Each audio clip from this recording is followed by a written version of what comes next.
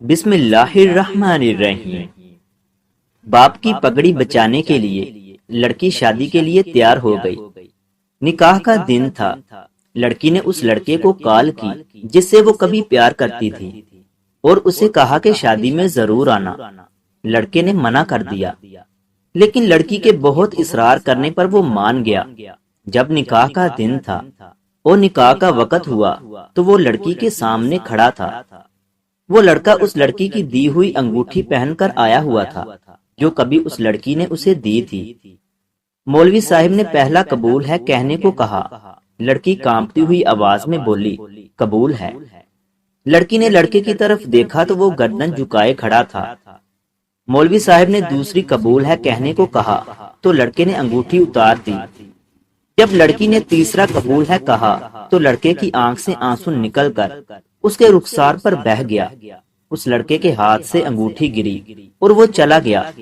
لڑکی کی رخصتی ہوئی اور وہ گھر پہنچ گئی۔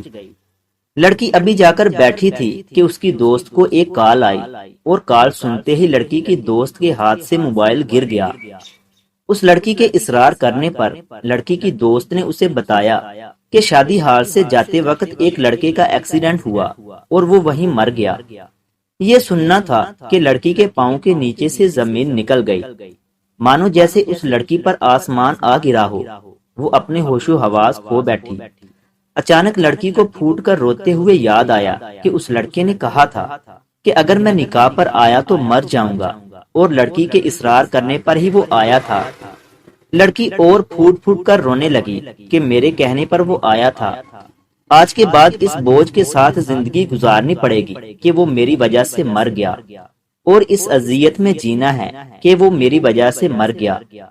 مرد جس سے سچی محبت کرتا ہے تو قبر تک ساتھ نبھاتا ہے، لیکن شرط یہ ہے کہ وہ محبت ہو، ہوس نہ ہو۔